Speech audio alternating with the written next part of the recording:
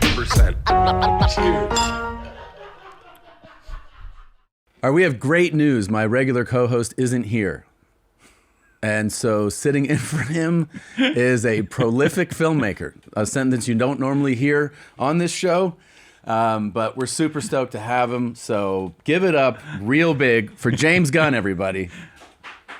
Oh, listen to those claps. Oh, I'm excited. I don't think I can't feel Bert's shoes. You should hear their normal claps. It's usually like... really it's really sad. That was genuine. Yeah. They're big fans, wow, man. That's cool. Everybody cool. here's a big fan. And I'm a big fan of yours. Well, thank you. As you well know, I've contacted you on Twitter saying how great you are. One of those things. I don't know. You're very kind.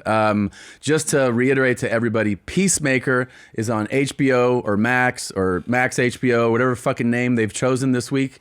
It's airing Thursdays at 9. Wait, it comes out at a certain time? It comes out at 9 o'clock, and people watch it at 9 o'clock. That's like old school, like when they give you a time. It is. I mean, obviously, you can still watch it at 9:15 or 9:20, but at 9 is when it drops. Okay, it drops at 9. It's in its second season. I gotta say, dude, I was first of all, there's so many goddamn shows now. Like when we were growing up, there's 4 shows. Yeah, like you could kind of go through shows. Yeah, you knew every movie because there was like a campaign for a movie, and to catch up on things, it's kind of mind blowing. It is a really fucking fun watch. Thanks, like Peacemaker is really fun. I was actually, I gotta say, I was kind of blown away at not just like what a fun ride it is, but like watching Cena. He's so good. He's so good. Yeah, no, and in this season, I mean, so we did the first, going way back. The reason I wanted to do Peacemaker was because of my relationship with John, working with him on the Suicide Squad. Yeah. And I saw something in him that was I knew he was a good actor. And we did the first season of Peacemaker, and we worked on that a lot. And since then, he's gone off and he's acted, in more things between the 2 seasons of Peacemaker than he had before that. And the change in him from season 1 to season 2 and what he's capable of has been an incredible thing to watch. So it's notable to you, like as the it's completely notable to me. He's really gone to a place where, I mean, there's a scene in episode 1 of this season where I'm like, he's meeting his brother from another dimension who's dead in our dimension, and he walks out of the room, and I say, I think you break down crying, John. I said, don't worry about really crying. Just like, put your head in your hands and heave. And immediately the guy walks out, David Denman, who plays his brother, walks out of the room, and John just has these tears spill down his face. And I'm like, what is going on? This is not the same guy who I worked with 4 years ago on the first season, who was had the scene where he was supposed to be crying in bed, and he was terrified to do it because he'd never done anything like that in his life.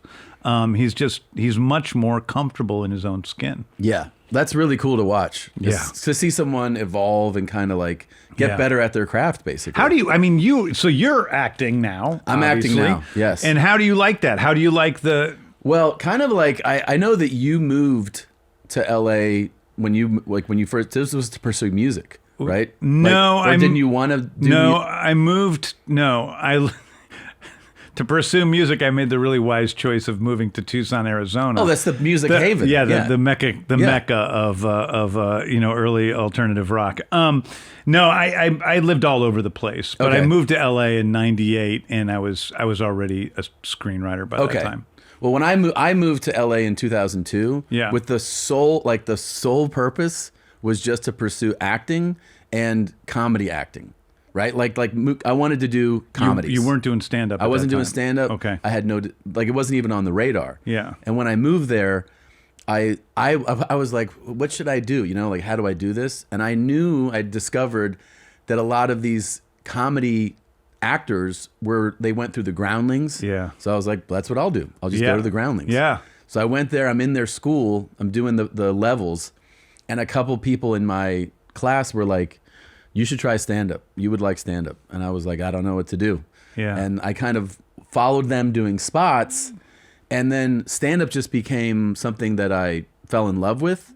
Meanwhile, you try to keep for me, it was harder to keep the the burner on here and do like I was like I kind of feel like I have to be all in on stand up. Right. So every time once in a while I would book something, a commercial or like 5 lines on this, but I was clearly on the stand up path. Yeah. But you're kind of like it never fades. You're like I really wanted to do this. Oh, that's amazing. So then I did my series, and I just did a feature this summer that we just wrapped, and now we're going into season 2. So what's the feature? The feature is it's a script. It's called El Tigre. Okay. Which that was the name of my grandmother's cat. Oh, really? El Tigre. El Yes. Tigre.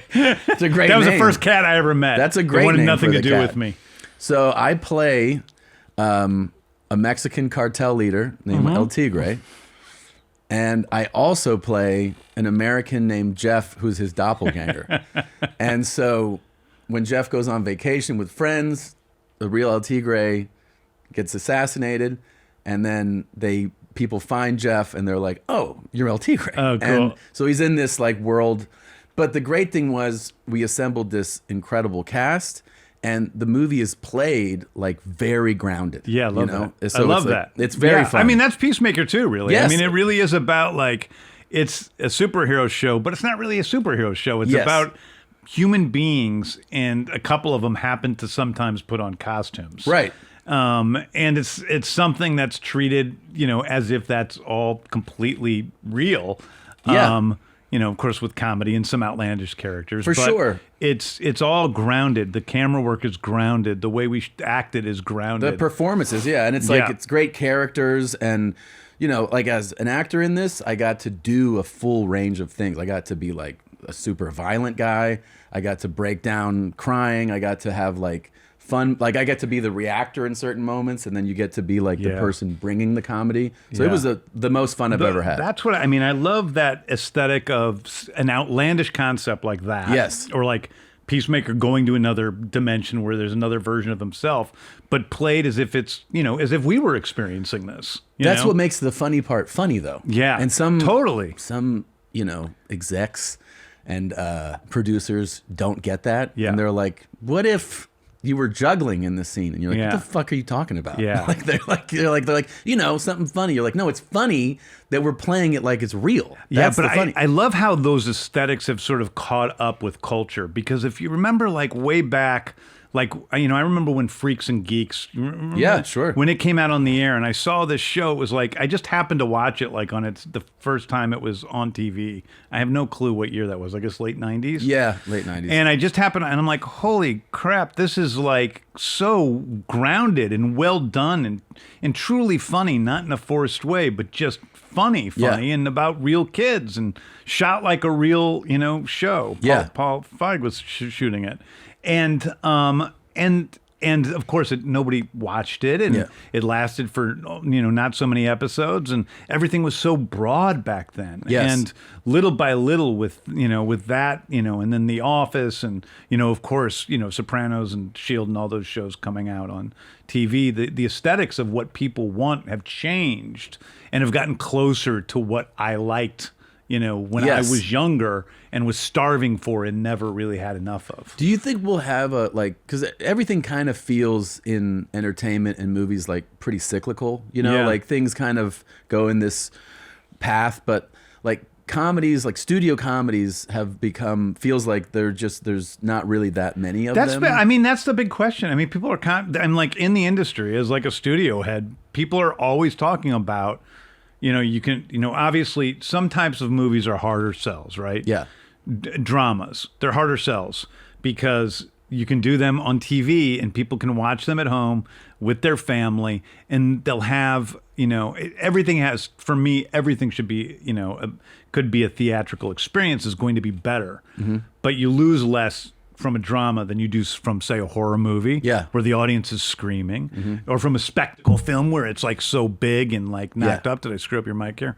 Or like, or for me, a comedy. Yeah. But comedies have sort of not been at the box office. There hasn't really been hit comedies, and that to me seems like the best type of, that's the movie. I mean, I remember going to see like The Hangover in the theater, which is and just surrounded by people I didn't know. And, you walk out of there, it's like family. It's like being at a comedy show. It's the greatest experience. And so, what is it? I think I mean, I honestly think it's the material. I think it is too. I think that there hasn't been a good comedy that's gotten people to and maybe there have been some good comedies, but when people go see a bad comedy and another bad comedy and another bad comedy, then they don't want to go to the theater to see the comedy. The same with superhero movies. Like that's why superhero movies have it's a harder marketplace, and one of the reasons is people feel tricked. Yes. This show is sponsored by Ethos. I got life insurance when I was 32. I remember having an uncomfortable conversation with my dad. I was at a coffee shop in the farmer's market, and he was explaining the importance of life insurance to me. I just started having a family. We had Georgia, and he was explaining awkwardly that if something happened to me, what was going to happen to her? I couldn't just leave my family in the lurch. And that is why I got life insurance. And I think life insurance is so important. And if you don't have life insurance, Ethos is an online platform that makes getting life insurance fast, easy to protect your family's future in minutes, not months. There's no complicated process, and it's 100% online. No medical exam required, which is awesome. You just need to answer a few health questions. Get a quote in as little as 10 minutes. You can get same-day coverage without ever leaving your home. You can get up to $3 million in coverage in some policies, as low as $2 a day billed monthly. 3 million families have completed their applications and trusted Ethos to help find the right coverage. Ethos is a trustworthy company that disrupts the traditional life insurance industry. As of March 2025, Business Insider named Ethos the #1 no medical exam instant life insurance provider. And let me tell you something. That no medical exam takes the stress out of life insurance. Get your family covered today. I mean, do it today. You don't wait for tomorrow. Tomorrow's never promised. Carpe diem. Seize the day and seize it with life insurance. Protect your family with life insurance from Ethos. Get your free quote at ethos.com/bears. That's ethos.com/bears. Application times may vary. Rates may vary. This episode is sponsored by BetterHelp. We've all done it before. Turn to our baristas, our hairdressers, or maybe just a random stranger in the bathroom for life advice. As fun as they are to talk with about everyday topics, when you're looking for help about relationships, anxiety, depression, or other clinical issues, they may not have all the right answers. Instead, get guidance from a licensed therapist online with BetterHelp. Online therapy is awesome. I feel like it's a cheat code. Old school therapy where you had to drive there, you'd get in traffic, you'd lose your mind, and by the time you sat down in their waiting room, because you still had to wait because you had to be there 15 minutes early. I mean, therapy, in essence, would take 2 hours for an hour therapy. Now you bang it out online, and I'm telling you, it's so helpful. With over 30,000 therapists, BetterHelp is the world's largest online therapy platform, having served over 5 million people globally, and it's convenient also. You can join a session with the therapist at a click of a button, helping you fit therapy into your busy life. Plus, you can switch therapists at any time. As the largest online therapy provider in the world, BetterHelp can provide access to mental health professionals with a diverse variety of expertise. Find the one with BetterHelp. Our listeners get 10% off their first month at betterhelp.com/bears. That's betterhelp.com/bears. They loved going to see, ever that movie was that got them into superhero movies, Yes. whether it was Iron Man or Spider-Man 2 or Guardians or whatever. And then, they go and then they're like, well, this is really just a pale imitation of that thing that I liked. And then they go again and they're like, oh, this one's even worse. Yeah. And they're like, well, shoot, I'll wait for, HBO Max. I think you're totally right. I think that like with comedy too, there's this thing where when you see a trailer for some of these comedies coming out, Yeah. you're watching the trailer and you're like, first of all, I know every beat of this. Like you always have to have some element of surprise, right? Yeah. So like, the beats and you're like, they're putting the funniest stuff in this trailer and it looks like shit. And what I always think about a director, because I go, you need, I think in all filmmaking, you need like a final, like this is your POV. Like this is you at the helm. Yeah. And some of these big studio comedies, you can just sense that there's 10 voices being like, it's this. It doesn't Yeah. feel like it's one guy's or girl's vision of like, Yeah. this is the movie. And also they lack story. Like what I like about the idea that you told me about is that there's an idea there that people can hook their hats on. So having that central idea that you can put in a trailer and people will understand is good. Yeah. But I also think that unlike a horror movie, which is kind of easy to sell in a trailer because all of us get scared in the same way, people laugh at different things. And a movie like, again, I'm going to go back to The Hangover because I think it's one of the best comedies fantastic. ever. Yeah. That has the central premise that I'm talking about. Yeah. And then it has, comedy for like real broad comedy that's just for everybody. Mike Tyson with the Tigre. And then a lot of stuff that's a lot more Nuanced, subtle yeah. for the people who really like, nuanced comedy. Yeah. And so it works for everybody in the audience. Well, how do you cut that trailer? It can be a little bit difficult because you've got to be able to sell that to a mass audience, and people's likes the kinds of comedy they like is more varied than the type of horror they like. Sure. That's so it can be a little bit harder to cut a comedy trailer. Does it interest you at all to like you have very funny material in your movies. Yeah. But like to do a comedy that is outside of superhero world, like let's say like a Hangover type story. Yeah. I mean, it would be a lot of fun to do that. Yeah. I mean, I think there's always an emotional angle to whatever I do, but and people often think of, the Guardians movies as part comedy. I never thought of, I make myself laugh when I'm writing. Yeah. But I never, I can't say that completely because I did have a lot of, links with comedy when I first came to town. And I started my, career in a lot of ways. Every year I'd write a different comedy pilot for whatever network I was, getting work from. Sure. But originally when I started writing and people were like, oh my God, it's so funny. And they're laughing. I didn't really, I'm like, oh yeah, I guess I knew it was funny when I wrote it, but that wasn't like the point of what I was writing. Yeah. That's like your point was more what the story and the emotional connection to it. yeah, the characters and, the fun of it, whatever. And I think that just naturally it becomes, it's funny because I'm funny, I guess. I don't know. You are. Yeah. I mean, there's really funny stuff. But laughing in my real life is important. I mean, it's like, joking around, making jokes, like that's my personality in real life. And also, that's the other thing. I mean, I get this thing sometimes from fans online. Why is Peacemaker so funny? This is superheroes are serious stuff, which of course is silly in the first place. Yeah. But superheroes are serious stuff. And I'm like, yeah, but people laugh, man. People say dumb stuff. Yeah. People make jokes. People laugh. Like, that's if you have a movie that is deadly serious all the way. I worked in a hospital when I was young. Mm-hmm. I was like surrounded by people dying and people being brought in with gunshot wounds, and I'd have to move all the bodies in the morgue. And we just joked constantly. Like that gallows humor, that's that thing. That's how so to I deal don't with care it. what kind of thing you're working on. People deal with that stuff through joking. So pretending like if something's serious, there's no humor in it.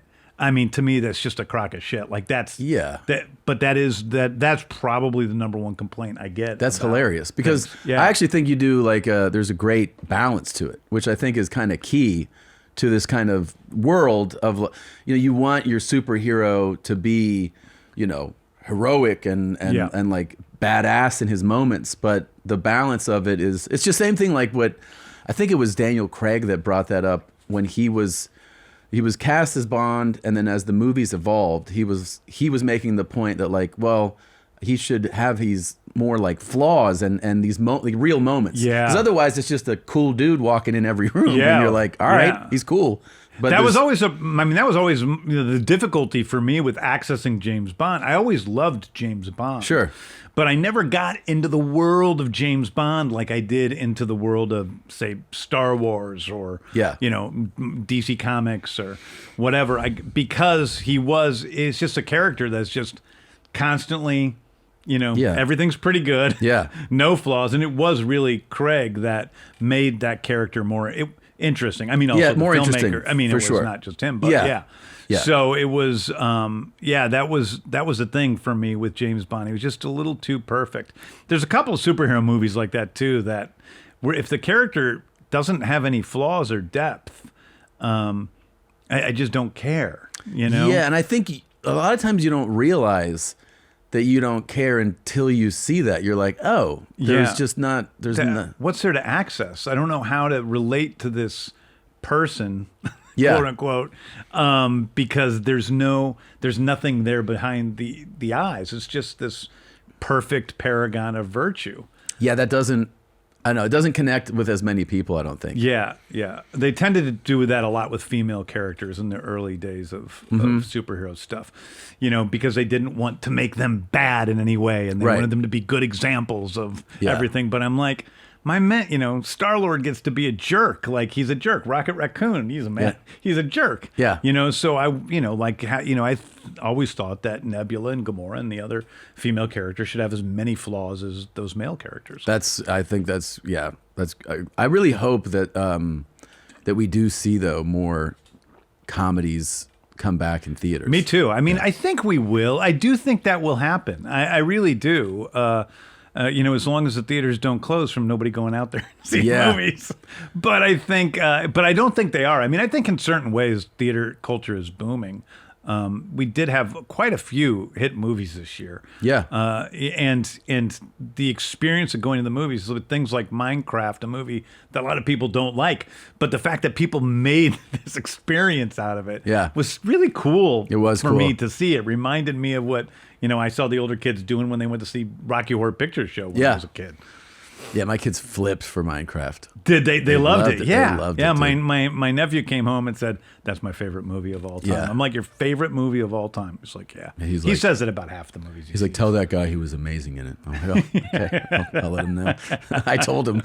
Who was it? I Which told, guy? I told Momoa. Oh, Momoa, I was yeah, like, yeah. my son said you were amazing. He was like, good. Did you tell him you thought he sucked? Yeah, I was like, wasn't impressed at all. Momoa's but- in in Supergirl next summer. Oh, sweet. He plays Lobo. Oh, he's great, man. Yeah. Oh, He's yeah. great. He's a great guy. Yeah. He's Yeah. great. I wanted to ask, like, do you feel, because it's like, you know, you're in it right now where you hit the fucking, I mean, I don't mean like it's luck, but like, it's like the lottery to be filmmaking. You're the head of a studio. Yeah. The first thing I think of when I think of that, I'm like, that's so cool. Yeah. Then I'm like, oh, that's a lot of pressure. Like, meaning that like these franchises mean so much to people. Like you know, like you want to honor the character and their story and this audience that loves it. And then the next thing, I'm like, God damn, that's a lot of work. It feels like it's a lot of work. It's a lot of work. Like I just, when this job first came up, I was really torn. When it first came up, outside of the context of Peter Safran and I doing it together. And that was like, no way.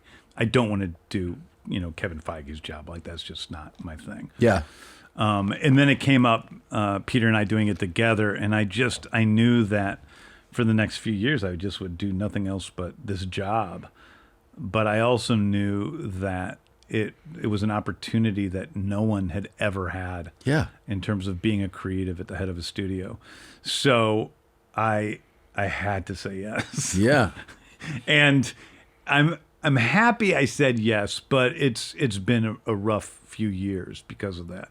And I'm not sure it's my wife's favorite choice that I've made in our lives together. I could see that. Yeah. So it's I think that I really you know, it was tough, and it was really tough, and but I did feel a certain amount of relief after Superman came out. Yeah. Because that was a rough road making that movie. That was probably the toughest time I ever had making anything.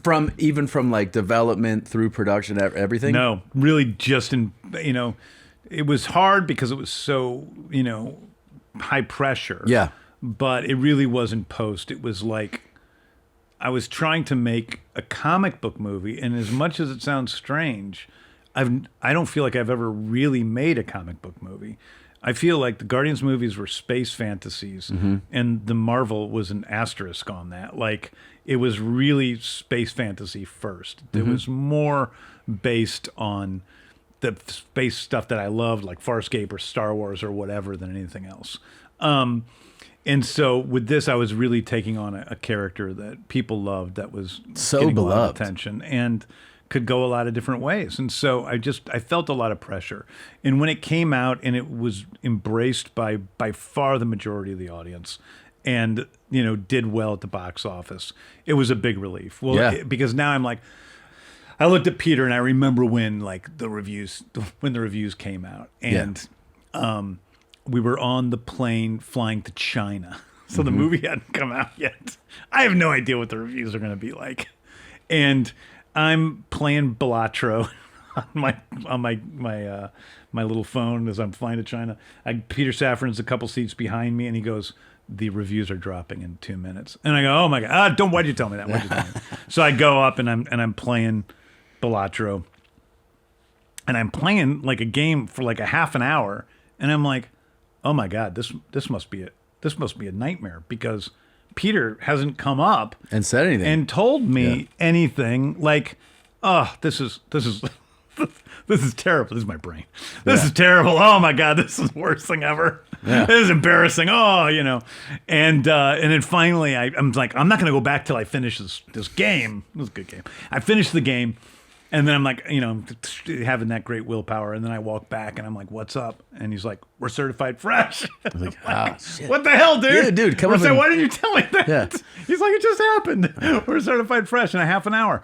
And I was like, I was really relieved. And like, it wasn't necessary. It was joyful, but it was mostly just this relief of like this energy and this drive that I had been holding in my body forever. Yeah. Because this was the proof of concept. Because now we have all these other projects that are related to Superman. Superman directly, leads into Peacemaker. Yeah. Peacemaker directly leads into the next movie in the Superman saga. Superman directly leads into, Supergirl. Totally attached to, all the other things we're doing. And if it didn't work, it would have been a nightmare. Yeah. And so I was hugely relieved. And then I felt like, okay, now I can play. Now I can have fun. I'm so excited to do the next movie because I know so much more what I'm doing with the character, who the character is, who Lex Luthor is, all of this stuff in a way that I didn't when I started that movie. You got great performances in that.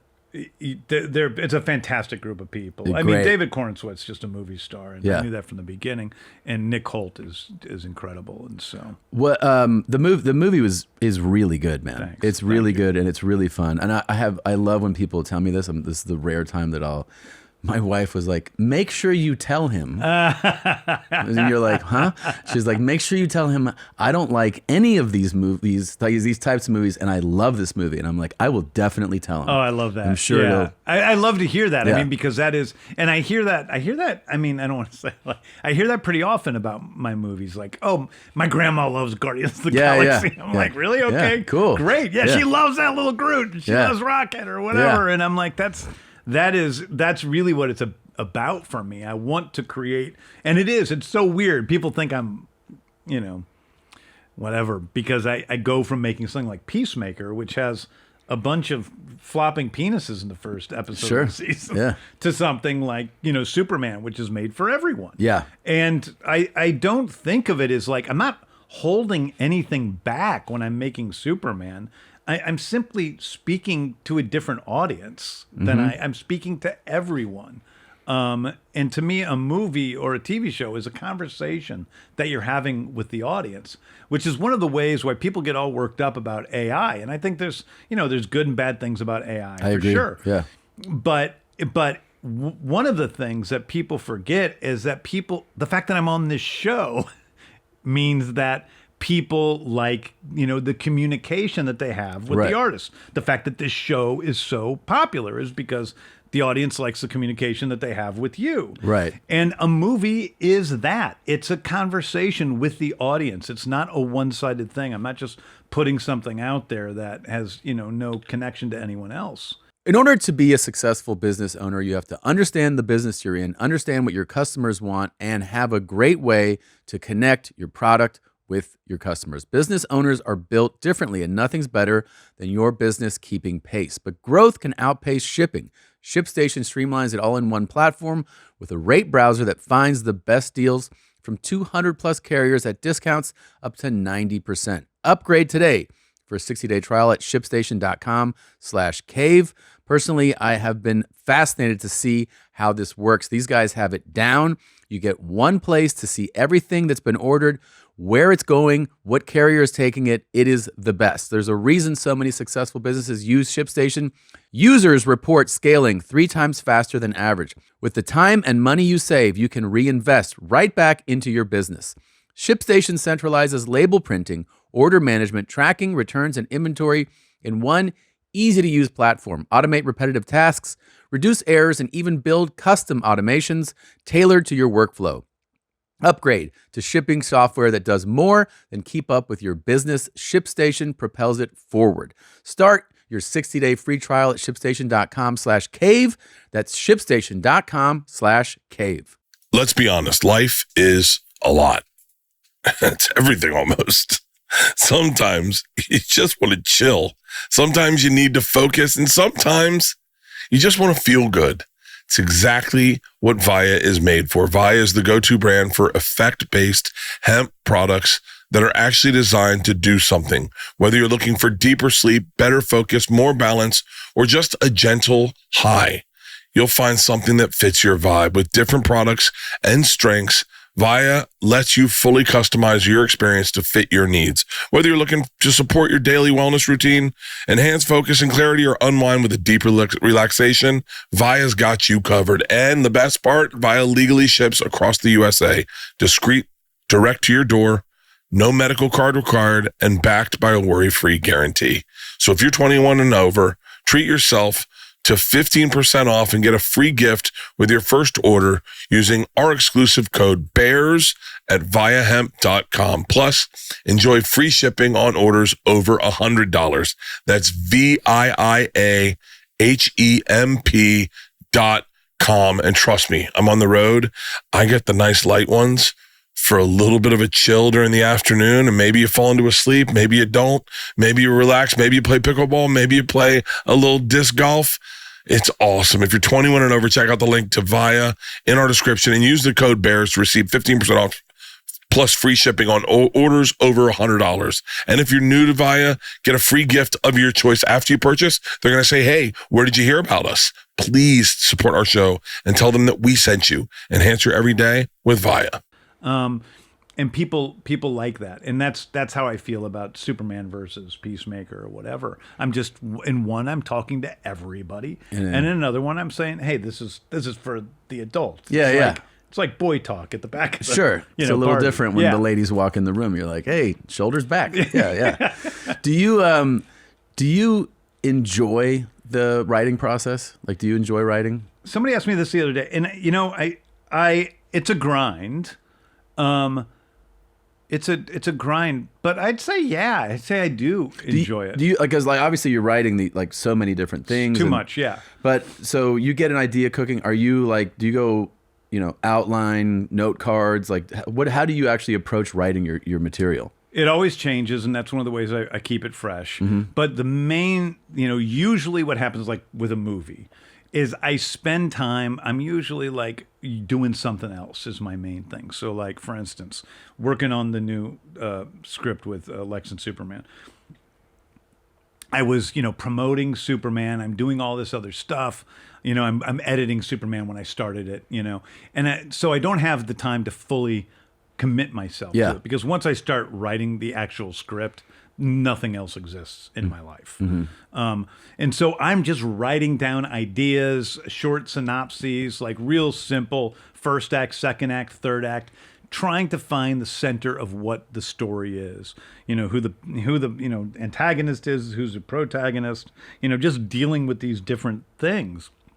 And I went through a couple of different things. Like I wrote a treatment that was very different from what the treatment ended up being that I, gave to Peter Safran, and he liked. But I read it and I was like, there's something missing, And so I just go through this process of discovery in which the doors are completely open. I never lock into anything at that point, because locking in at that point is really the death of the creative process. Because I've done it before where I lock in on this idea and then I find that everything else doesn't work so well around that one idea. So I play. Then after, time stewing, I feel like I have that thing, and then I sit down and I write the treatment, and the treatment is really worked out. It's, the Man of Tomorrow treatment was, 65 pages. Damn. Eventually I put photos in there as reference from the comics and different things, and then I give that to my select group of people, and then they give me notes, and then I take them in, the ones that I want, and don't take in the ones I don't. And then I get to writing I rewrite the treatment so it fits. It fits, yeah. And then I start writing the screenplay off of that treatment. And then I finish that usually in less than 2 weeks. Wow. So, but the big thing that helps is that treatment is so thorough. The treatment is really thorough. And that doesn't mean that screenplay that I've written in 2 weeks is... the screenplay is the screenplay, right? Because then I take another bit of time rewriting that, and that's once I'm done with that screenplay, that's the fun part. Then I'm going and I'm improving and making it better, and then I finish that draft of the screenplay, and I give that, which I've did with all the DC Studios folks, and then they give me notes on that, which is always the fun and terrible part of the process. Yeah, of course. This time, the movie works, but there are things that I'm still doing to improve it. And then I'm going to, now I'm finishing up the next draft of that. Wow. I wondered if, because I was thinking about this, because I've just come off of 2 productions. Yeah. And you always, before you are actually like producing, when you hear budgets, they just you just go like, oh, like that's a lot of money. Yeah. But when you're doing productions, the one thing that you think of when you think of big budgets, you think about time, right? Like, so like I just came off of this feature that we shot. We had 25 shooting days. Yeah. And you realize that everything, every day is like, this is wildly important. Yeah, it's so hard. And there's like nothing you can do. Like we just got to get this shit. And so when I think about like big budgets, I always go like, now when I watch everything, I'm like, God, I wonder how many days they had.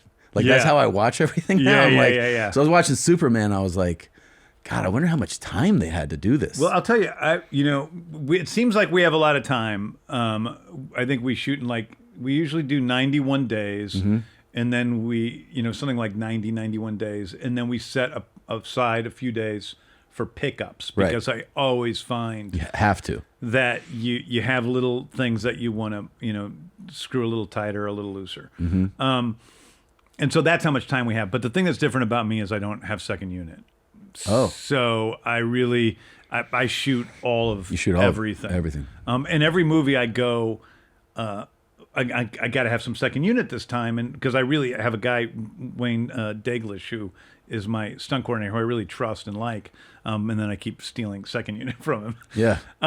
Wayne, this time it's going to be different. I swear, man. Yeah. But it's, but I really, so it is 91 days.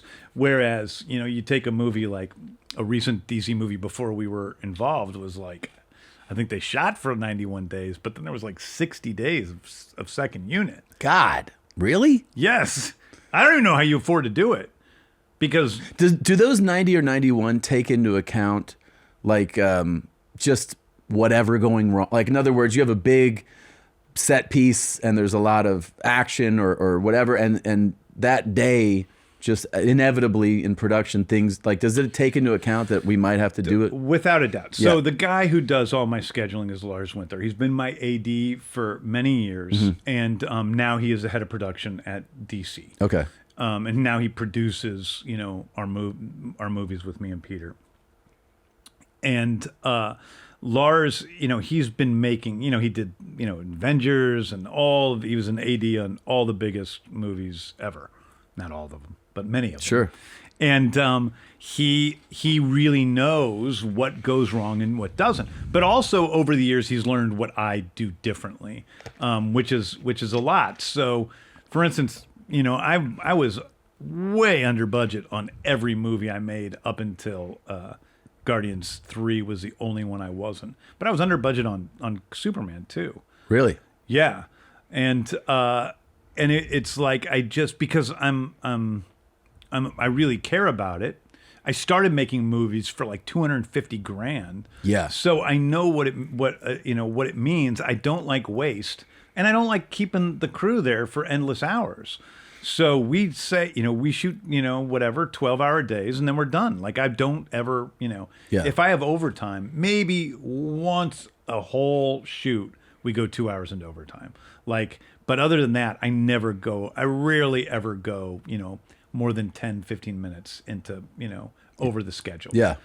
So like those kinds of things are things you learn about a filmmaker, and that is not the norm. And so they have learned over the years that when I have a schedule, I usually stick to that schedule pretty closely. Sure, they love that. They can count on it. Yeah. And I have, VFX, a supervisor who I've worked with on many movies now. He tells me the amount of shots I have. I say, in this sequence we'll need less, or in this sequence we'll need way more. Steph, you got to figure that out because this is how many shots they are. I storyboard, I draw every single frame of the movie, so I know what the shots are, which I change, but not enough that it's going to make everything crazily different. Mm-hmm. And so sometimes you always go over on some sequences and under on other sequences. And Lars has learned that over the years. Yeah, that's fascinating. I also think about too, like how good special effects are now.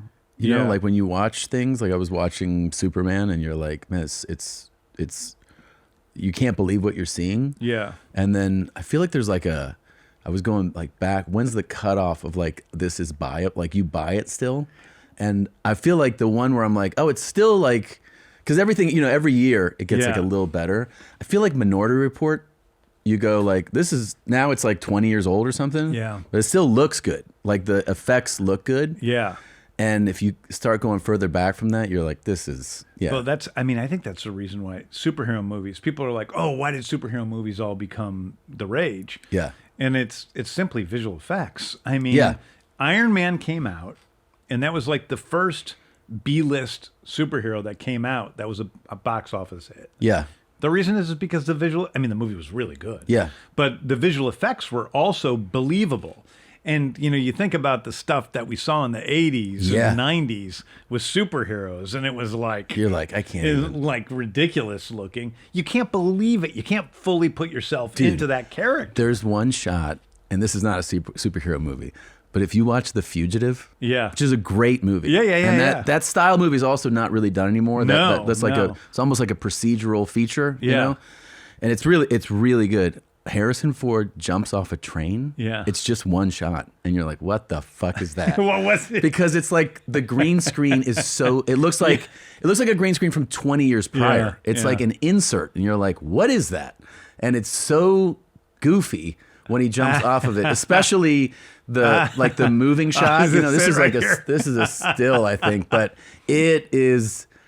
it's really bad. When you're watching it, you're like, this is really bad. Oh, wow. And I every time if that movie's on, it's like one of those movies that you'll just pick up if it's on. You're like, yeah, I'll watch this for a while. Yeah. That scene comes, I'm like, oh my God, I can't even. Yeah, that's a great meme that people should use under posts about movies where they don't like the visual effects. It's really bad, dude. It's really bad. There are things that I'm really impressed by, and then things I think that we can improve a lot. I have a really, really...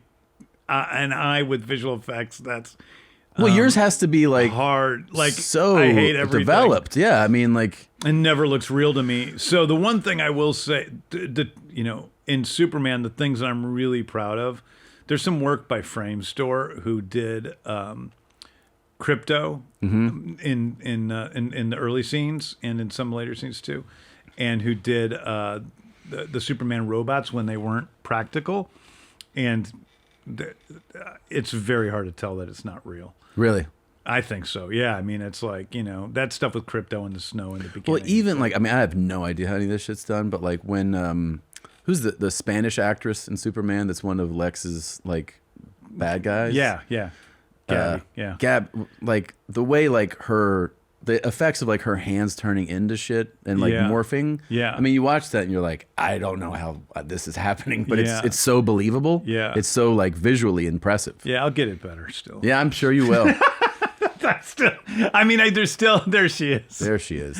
She's about the best person in the world, by the way. She fulfill, her and Nick Holt both, are a testament to the fact that I don't know why, but the best villains are the nicest people. I believe that. Also, the best, I was explaining it to people on the set about this actor playing he's dumb, right? The character's dumb. Yeah. I'm like, you get that guy's smart, right?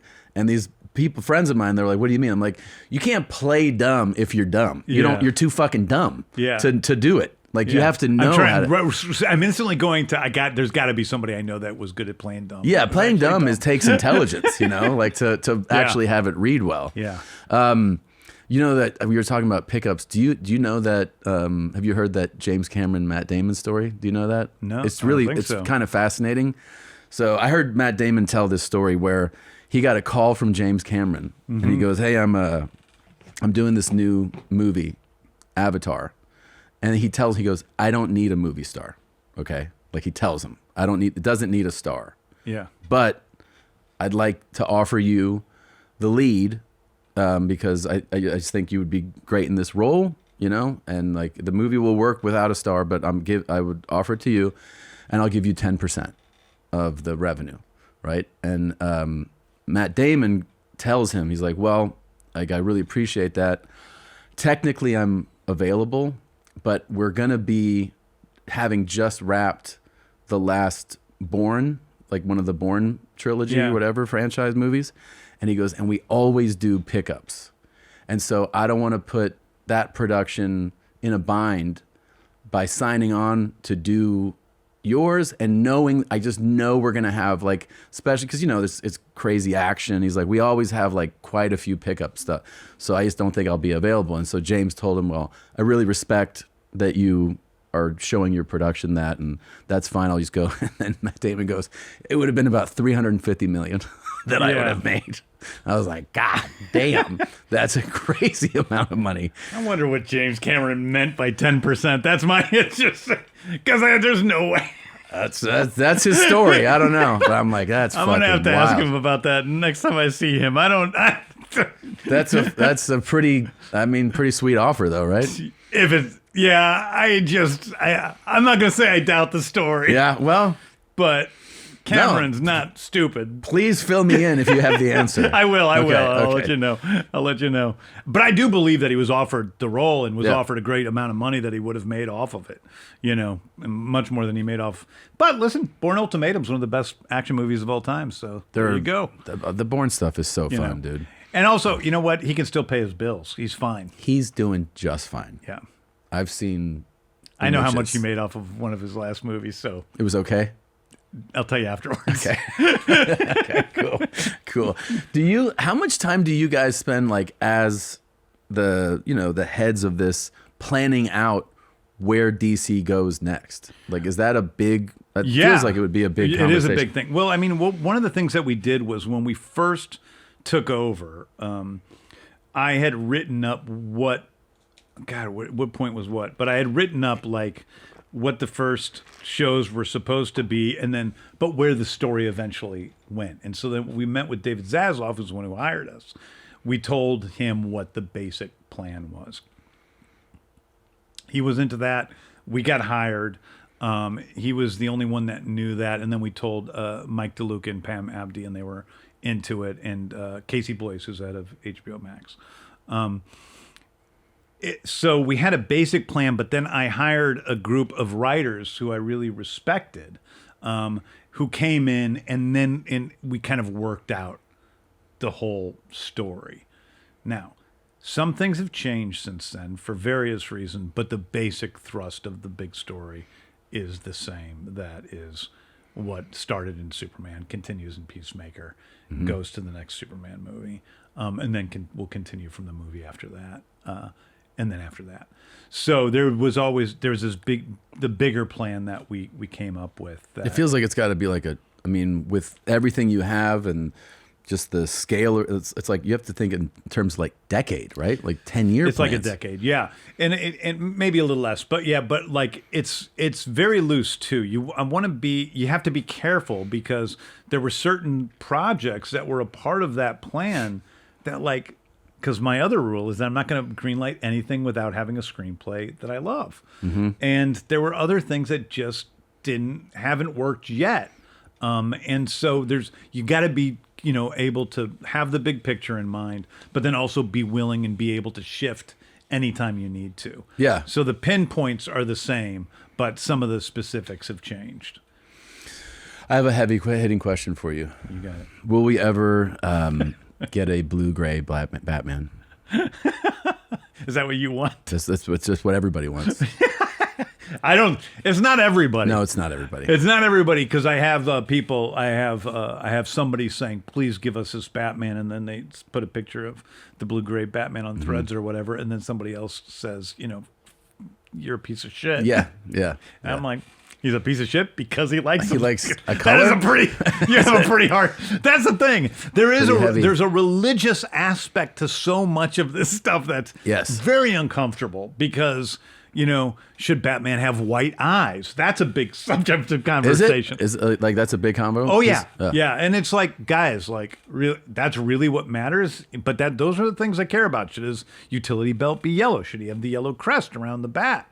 All of that sort of stuff. And none of those things are what's most important to me. No, what of course. matters is the character, the story, and I think that we have a really, really good story now for what's happening with Batman. Dude, I'm so stoked. Yeah. That was for me, I think, age-wise, introduction to Super. So, of course, I saw the Christopher Reeve Superman as a kid. Yeah. And you're mesmerized, right? By he's flying, Totally. it's the whole thing. Yeah.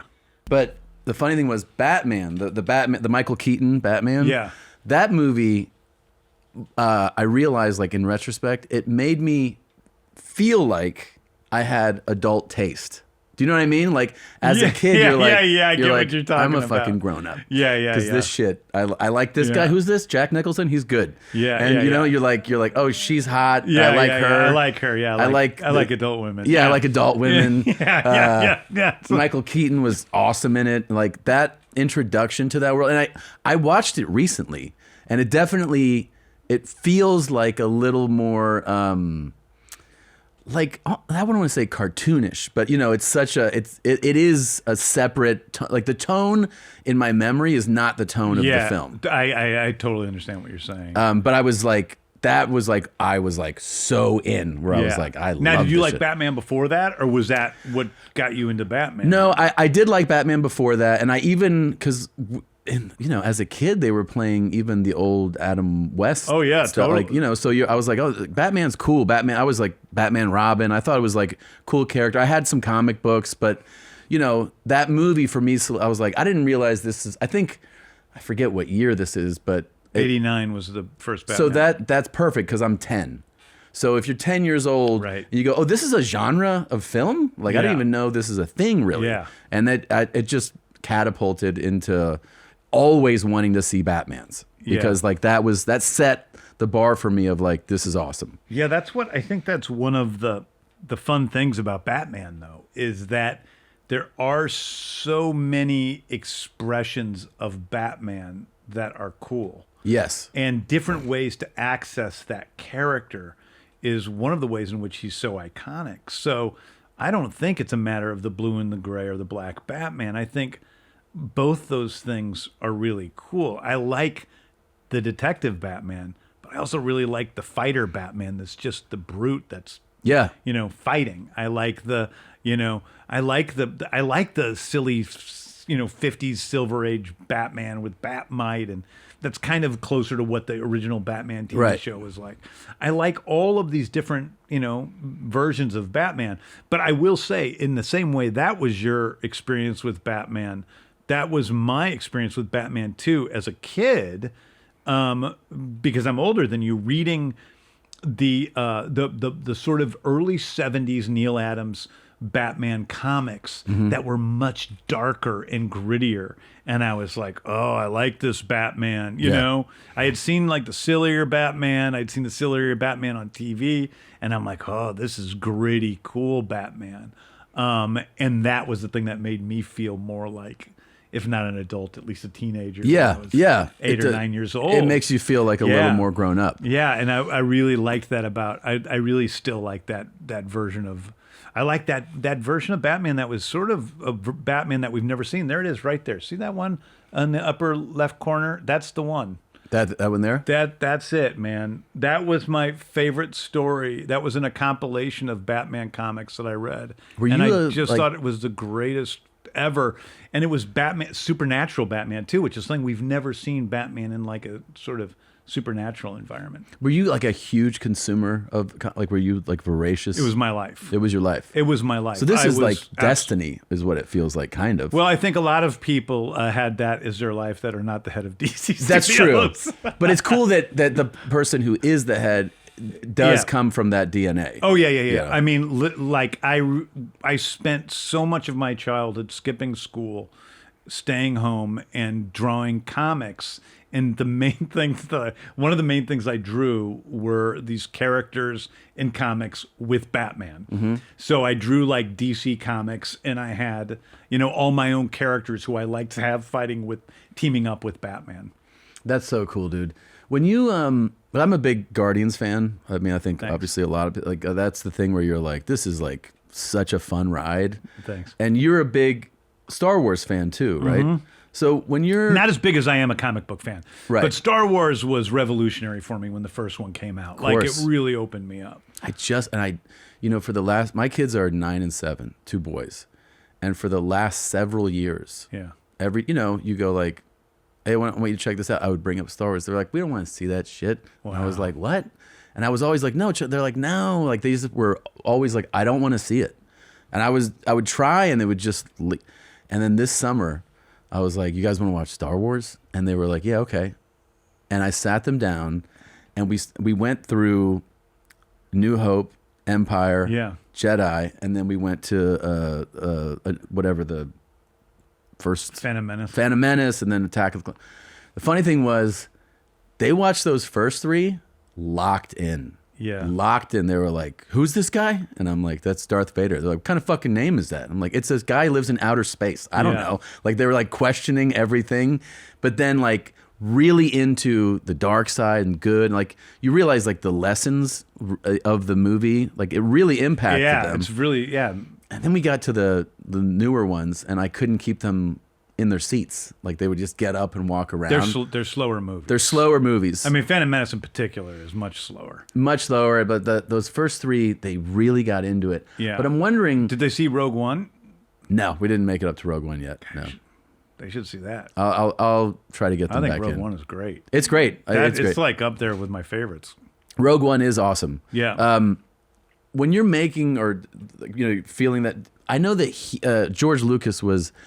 influenced like big time, I think Kurosawa, but he always references Joseph Campbell, like mythology. Yeah. Do you like think of mythology and everything as well? I mean, I think of Joseph Campbell because my background is I have a MFA in writing in prose writing, and I've studied all of that, the hero's journey, and those books made a big difference to me as a writer. Kind of finding things that are innate in storytelling, no matter what. I'm into all that stuff. But I also think, got to be open for whatever is not that. And because it's like a space fantasy Guardians, I'm saying, right? Like it's that whole world. Do you have to like entertain the idea of like, is this too much? Like they're not the same movie at all, but does that enter your mind when you're making something that like this is a because Star Wars like when I influence? started working on one of the things that inspired me to do Guardians, when he first asked me, when they first asked me if I was interested, I wasn't certain at first, and the first thing that sort of snapped in Rocket's story.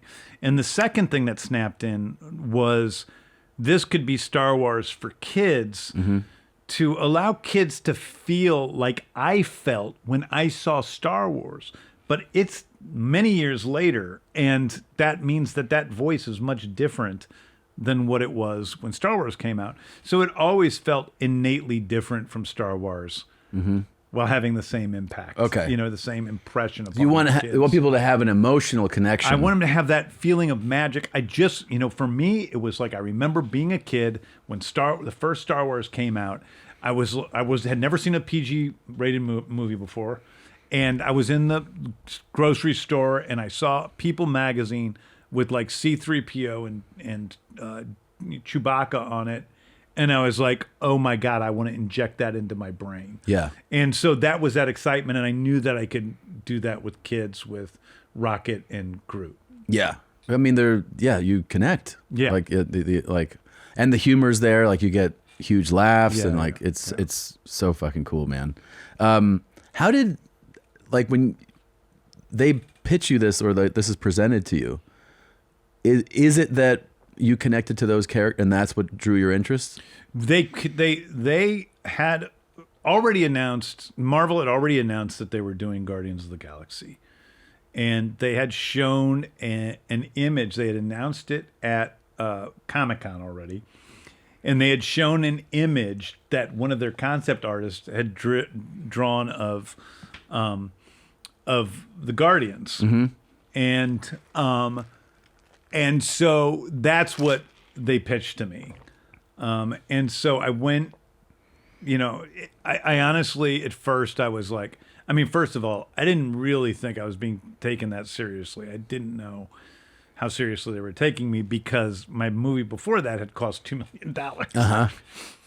But I was driving, my first reaction was honestly like, I don't know about this. Like, it seems kind of like Bugs Bunny in the middle of Star Wars, and I just don't know about it. Like, I don't want to write the first Marvel bomb, which is what every article said before the movie came out. And I was like, I just don't know. But then once I said, okay, we'll take it. Let's just forget all those voices for a second. I'm like, if Rocket was real, this goes back to what we were talking about initially. If Rocket was real, what would he be?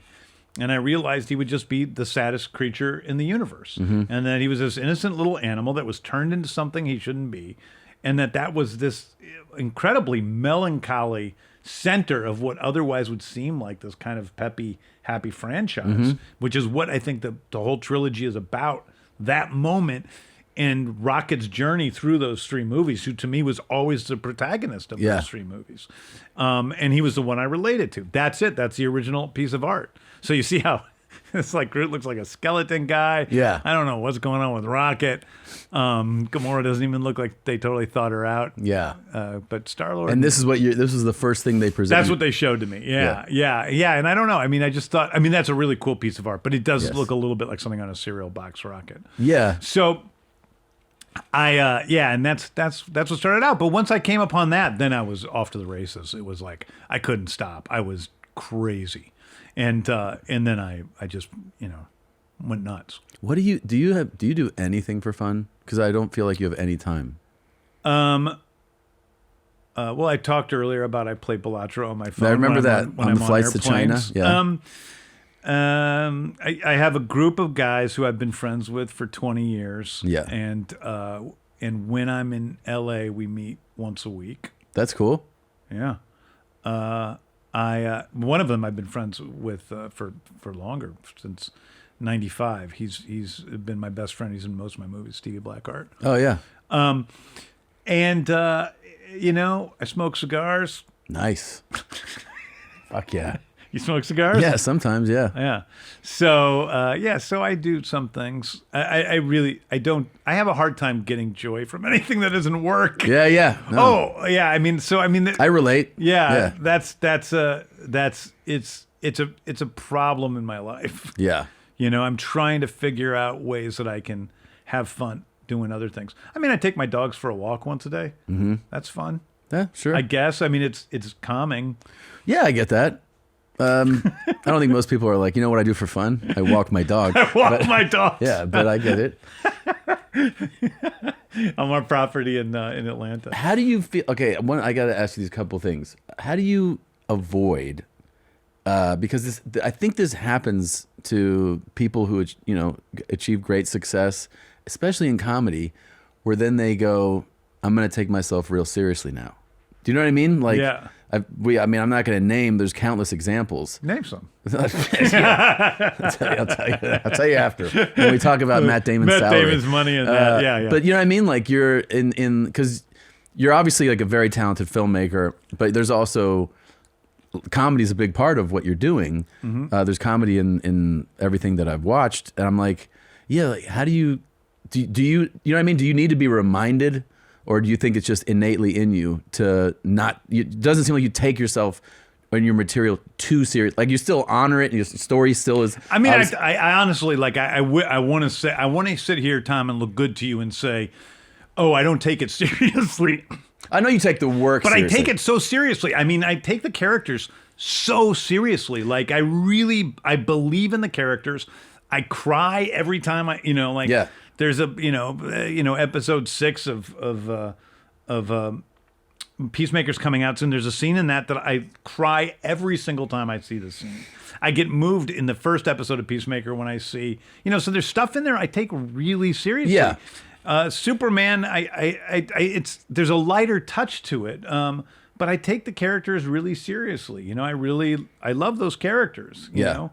So I do take it seriously. I guess I meant like you don't take yourself and what you're doing so seriously that you. I don't give a shit about being perceived as a serious filmmaker. There we go. I mean, if I had my druthers, would it be like, oh yeah, like they, they can people like me like in the same way they like some serious guy? Yeah. Maybe, I don't know, but like. It's just I'm here to play and make money. Like those are the two things that I like. Yeah. And so it's like I'm just, trying to create stories that people can become involved in. Yeah. And create big stories and modern myths. Mm-hmm. That excites me so much. But I don't care so much about being a filmmaker, frankly.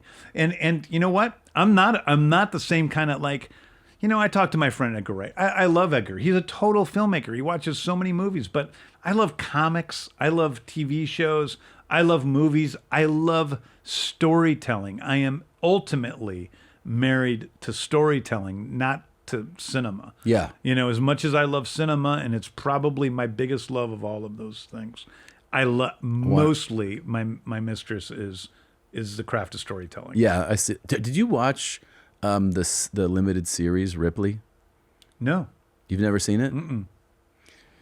Dude. I'm missing out? Yes. Okay. I think, honestly, it's a masterclass in storytelling. Okay, cool. And it's one of the best things I've ever seen. Okay, cool. And I remember that I was a big fan of the feature, The Talented Mr. Ripley. Yeah, me too. And I was like, oh, it's a beautiful film. I mean, it's just great, fun movie. And when I heard there's a limited series, I was like, that's so dumb. Yeah. Like I went in. That guy's a really good actor, that guy that plays Andrew Scott. Yeah. But as like, I only say this because you were like, storytelling. Mm-hmm. This is like, it's, to me, when I'm watching something, if you can tell some story, part of the story is just visual storytelling. Like you don't even have dialogue. Yeah. And you actually are following the story. This series does that so unbelievably well. It's just, it's beautifully shot. The performances are incredible, but it feels like masterclass storytelling. It's in black and white, right? It's all in black and white. Yeah, right. It's unbelievable. Yeah, unbelievable. They should colorize it. They could do that, yeah. We could send them a note. I know a couple people there. You send them a note? You know what? Yeah, let's send them a I have text. Ted Sarandos' number. Let's just give him a quick text. Hey, man. Yeah, could you update this? I got to ask you this, people will like too. it more. About casting, because this is like a fascinating process. Yeah. And I know, like, when something works really well, you kind of just go like, yeah, it usually stands out when it doesn't work, where you're like, this is fucking weird. Yeah. But this cast, but like, for instance, Peacemaker you have, I think, perfect casting. We replaced one of the guys. He died? First season, the character that played Vigilante Yeah.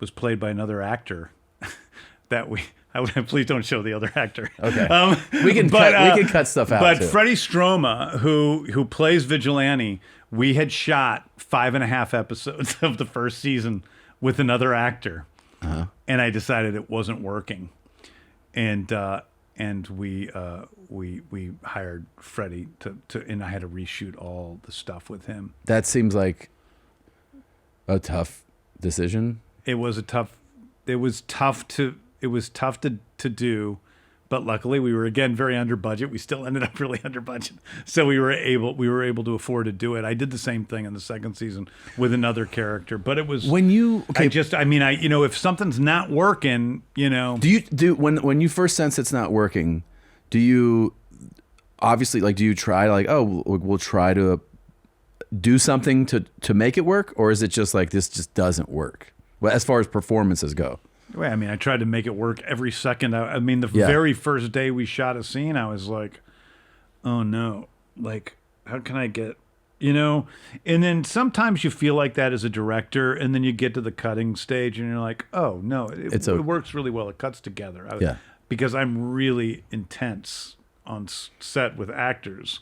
And sometimes it's, my concerns are just a way to make the scene better, and it doesn't match the reality of, the scene's not working. But in that case, we started cutting it together, and I'm like, oh God, this is everybody's favorite character in the script, and he's my favorite character in the show in a lot of ways, and I am, it's just not working. But that feels like it sounds brutal to have It's that. brutal. It's brutal. Yeah, it's really I learned last year about the Back to the Future story. Yeah, that's brutal too. Yeah, I didn't know that story. And then I know. I mean, and Eric Stoltz is a very good actor. Yeah, right? he's a very good actor, and it's like, oh, that sucks that hangs over that guy's head for the rest of his life. It does, but then when you look at it through the lens of what. He's a very capable actor. Yes, it's not that he's not capable actor. No, there's a light touch to it Yes. that Michael J. Fox brings. Yeah. That he is that character. Yeah. And Stoltz is just more of a grounded, heavier actor. Yeah. And it just doesn't match. It doesn't match. But how about this is the one where I'm like, there feels like we were talking about Bond, right? And so they're always talking about usually actors they do 3 or 4, and then there's just the whole thing of who's going to get the role next? And it's it's a global dialogue, and everyone's it should be this, and how come it's not a woman or whatever? Yeah. People, you're like, all right. Well, they finally, it's always okay. I mean, he's known for banging a bunch of shit, but yeah. So have it be like that. I'll watch that movie. I'll watch that movie, sure. yeah. But I don't know if there's anything that feels heavier than casting Superman, right? That feels like that is the big choice. Absolutely. So when you're starting, it's harder than Batman. It's harder than anything. It feels like it would be. Batman's wearing a mask. Did you see? And also, Batman doesn't have Batman face. Right. The thing about our Supermans is they've all had Superman face. Yeah. Whether it's Brandon Routh or Henry Cavill or Christopher Reeve or David Corenswet, they all have Superman face. Yes. And that's a specific sort of thing because people kind of have some idea of what Superman looks like from the comics. Yes. So right away, you're incredibly limited. I mean, think about all the different types of people that have played Batman. Oh, here we have. Yeah, you're right. With Batman, it's Keaton, Ben Affleck. Christian Bale. George Clooney. They're all over totally different. Yes. Whereas Superman's more physically specific. So I was terrified going into that casting process. And I said to Peter, if we can't find the right guy, I am not going to make this movie. There's just no way. I'm not going to, suddenly be Paul Giamatti's a great actor. But I'm not going to cast him as Superman. I would love to see we get him. away with that. Yeah, that would be amazing. It would be pretty cool to remake it with Paul Giamatti. But how long did it take you I'm going to do my George Lucas recut with Paul Giamatti. That's the fucking... in David's role. Do you break the David internet? He knows Paul's a good actor. Was it a long time to find David? Here's the funny part.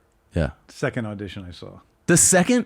Yeah. And were you locked in? I wasn't locked in, but I was like, I think we're going to be okay. Really? If that's my worst choice, that we're going to be okay. There was like a guy who I thought was going to be really good, who I'm like, sometimes I see these guys in like little roles and I go, oh, he's going to be great. And so I went to, I asked for his audition.